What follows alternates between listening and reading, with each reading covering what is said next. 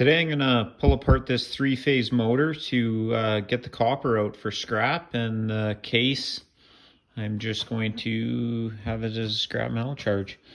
First thing you want to do is you want to pull off the end cap. So you're going to want to pull that screw there. There's another screw on the back side, another screw right down there. So we're going to pull those. I'm also going to pull the pecker head just to get it out of the way. And once those are pulled, we're going to pull off the two end caps, but I'll show you that in a minute.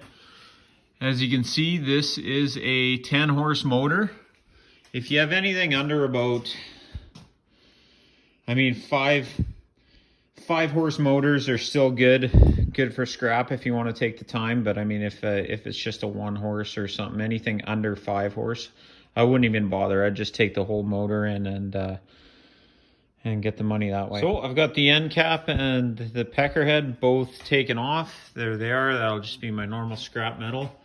Next thing you're gonna do, we can pull that gear off there if we want, but we want to get to this nut. It's pretty grody. It's tough to see here. You got a bolt that goes all the way through to this other end. So you've got 1, 2, 3, 4 of them. You're going to want to get on those, get those taken off so that you can pop these plates off. First thing we'll do is we'll pop that off the end so that this comes off easily. So I popped that gear off there. As you can see, it's just a piece of plastic, so that'll just get tossed in the garbage. And you can see the other end of the shaft is splined.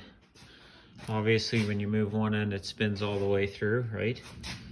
Through those windings, which you can see right there, which is the part we want to get to.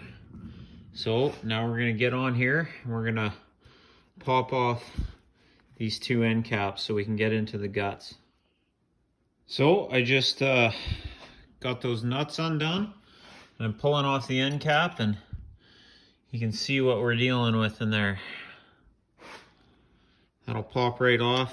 This stuff will just go into normal metal scrap. So we got the fan and the end caps off. So here we've opened up the motor. So now what we're going to do is we're going to grab this shaft and we're going to pull out this rotor.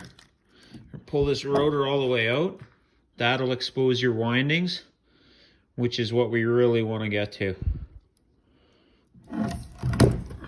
So we got the rotor out. You can see how it's pretty grooved up in there. It's pretty chewed up. So you set this aside. The next step is going to be getting out the copper windings out of here. So now I'm going to take my angle grinder and I'm going to cut this frame in 2 spots. And then I'm going to pop that core out and cut the copper off of it. So as you can see, I got both sides cut. I got one cut there, one cut there. Open that up and you can see the stator. Now we're going to pull that stator out and we are going to slice right here with our angle cutter to get that copper off. Once we cut this side, technically we should be able to grab it and just pull the other side right out. We'll see what happens. Okay, there is the stator with the copper windings. So now I'm going to slice these off right here. And then hopefully this whole thing, after these are cut off, we should be able to pull it right out the other side to get all that copper. So I got the one side cut off here. The windings are cut off and I'm going to see if I can grab onto this side with channel locks and just pull that copper right out of that stator. So far I got about that much in the bag. That's just from the one side. So if this goes good, then it definitely would have been worth my time. So plan A didn't work. It didn't just pull out of there. So what I've done is I've taken my chisel, put it in here,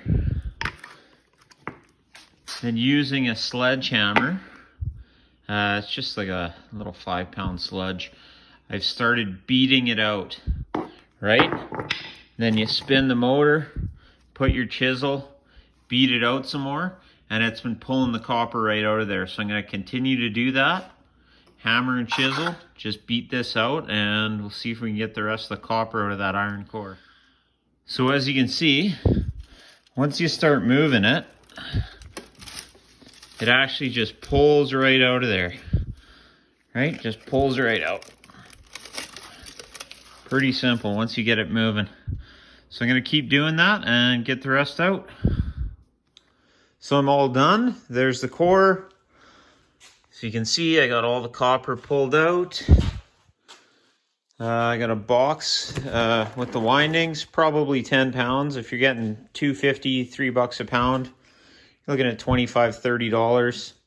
Took me about 25 minutes, so I don't know, you got to decide if it's worth it or not. Definitely a good learning experience. It was pretty fun pulling the thing apart.